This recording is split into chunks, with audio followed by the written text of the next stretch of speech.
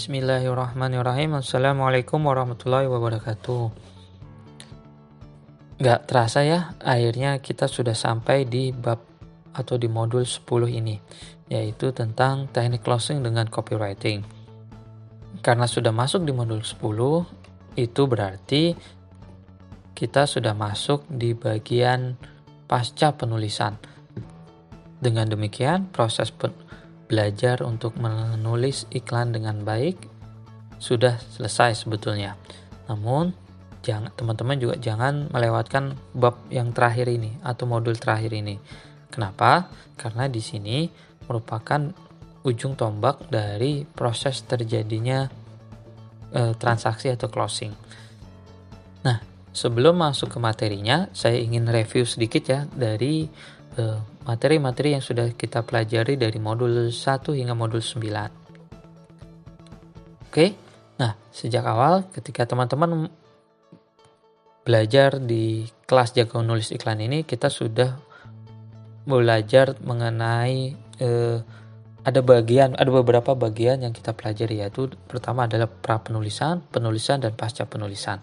Nah, di bagian pra penulisan yang ada di modul 1 hingga modul 4, kita belajar tentang bagaimana memulai untuk bisa menulis gitu. Bagaimana kita mendobrak kebutuhan saat menulis.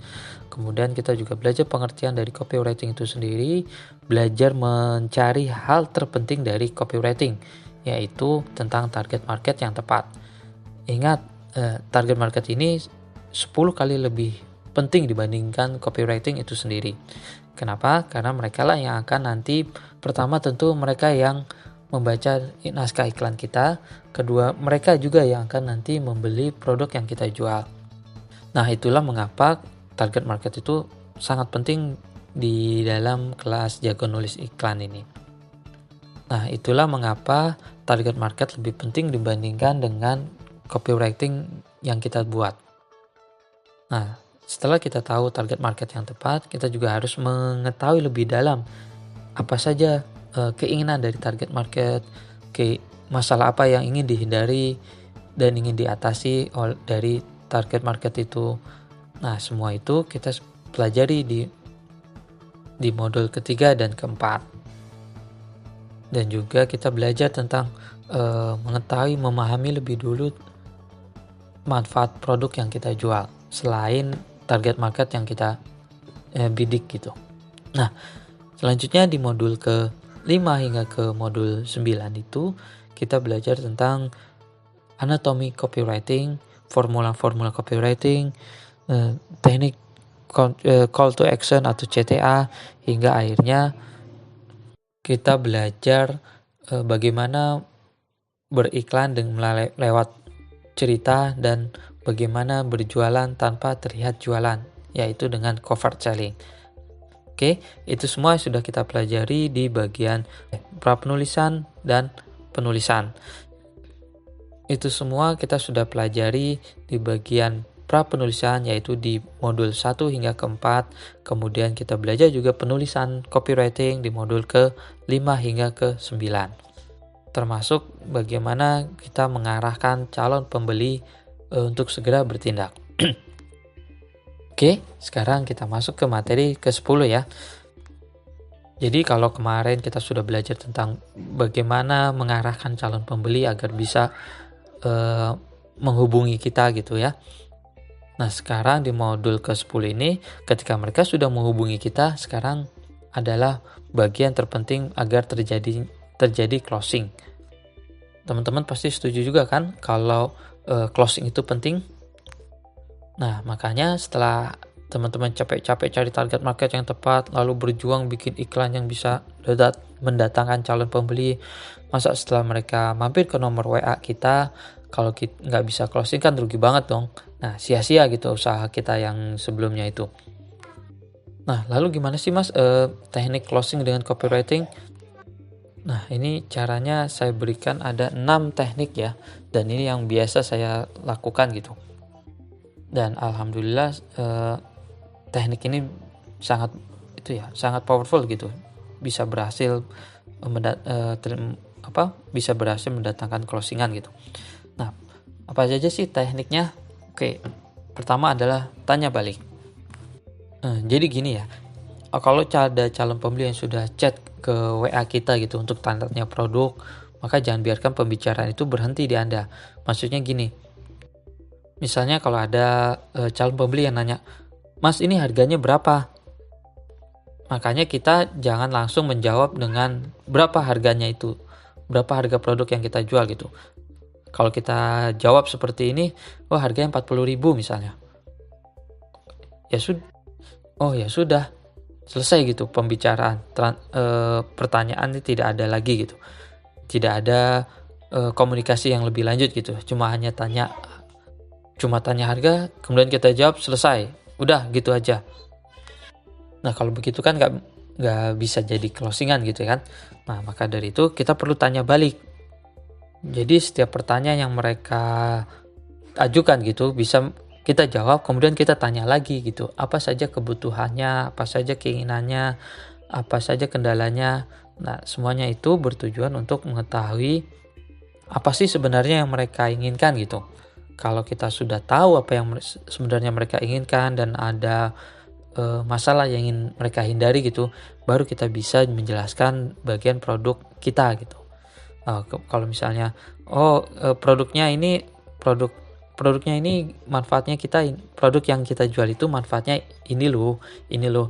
Lalu kita balik tanya, "Mas, Mbak, Kak, kira-kira mau butuh berapa ya? 3 kah atau 4 pieces gitu?" Jadi pertanyaannya itu akan dijawab oleh mereka. Nah, kalau sudah menanyakan balik gitu, dalam komunikasi yang kita lakukan dengan calon pembeli, kita juga bisa memberitahukan manfaat lain dari produk yang kita jual. Nah, manfaat lain ini bisa berupa keuntungan yang bisa didapat oleh calon pembeli. Misalnya kita bisa memberikan bonus, garansi, ataupun layanan lainnya yang akan mereka dapat setelah mereka membeli produk yang kita jual. Kenapa sih ini penting untuk memberitahu manfaat lain? Ya karena biar sama-sama untung juga kan. Penjual untung karena orderannya terjual lebih banyak, dan pembeli juga untung dapat manfaat lebih banyak dari yang mereka kira gitu. Contohnya misalnya kalau tadi kita ada seseorang yang mau pesan 4 pieces gitu, kita beritahu lagi manfaat lainnya. Misalnya kalau beli 6 kasih free ongkir ya untuk wilayah Jabodetabek misalnya. Nah, kalau kurang dari 5 pieces atau 6 pieces nggak ada free ongkir. Nah, itu paling tidak kan sudah menguntungkan buat calon pembeli. Yaitu pengirimannya yang tidak perlu bayar kalau membeli sebanyak 6 pieces. Nah, itu bisa disampaikan juga kepada calon pembeli kita. Nah, teknik lain yang juga bisa kita kombinasikan dari dua teknik sebelumnya adalah kita selalu harus memberikan batasan waktu dan stok gitu. Nah, kenapa ini harus kita berikan gitu? Ya tujuannya tentu agar calon pembeli tidak lagi menunda-nunda untuk transfer gitu. Namun yang perlu diperhatikan juga hal ini jangan dibuat-buat ya. Harus sesuai dengan keadaan sebenarnya. Kalau memang ada batasan waktu, kita beritahukan. Kalau ada jumlah stok yang tersisa, kita juga perlu menyampaikannya kepada calon pembeli. Contohnya misalnya seperti yang tadi itu, ada yang beli 6 pieces dengan gratis free ongkir. Namun syaratnya harus transfer dari sebelum jam 2 siang misalnya.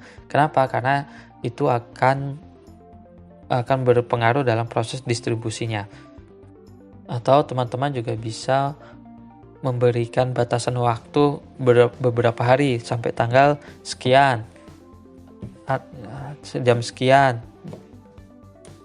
Nah, teknik selanjutnya kita bisa memberikan pujian kepada calon pembeli.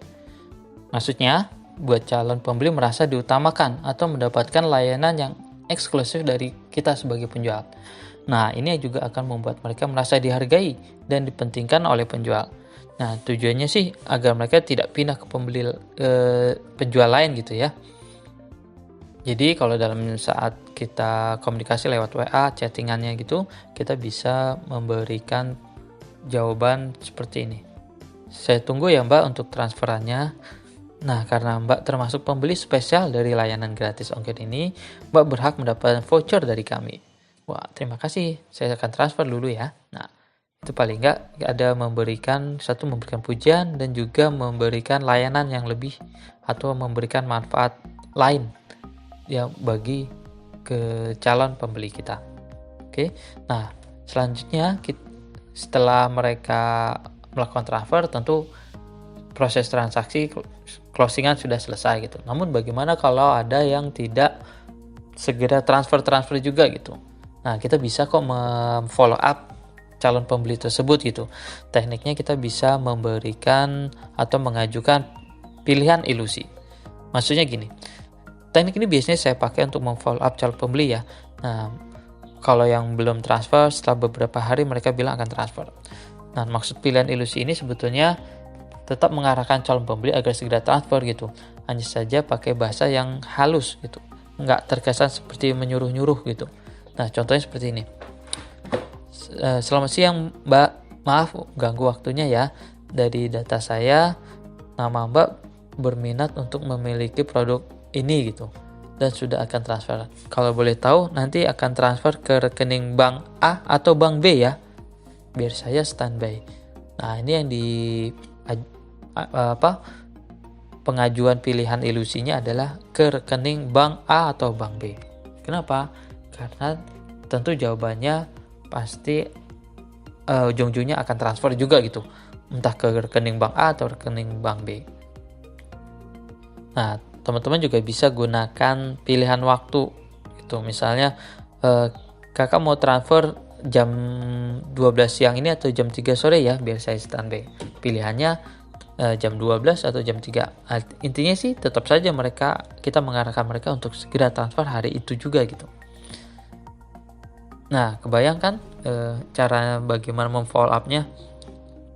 Nah, teknik terakhir agar kita tidak terkesan menyuruh-nyuruh calon pembeli gitu untuk segera transfer, kita bisa gunakan tanda tanya.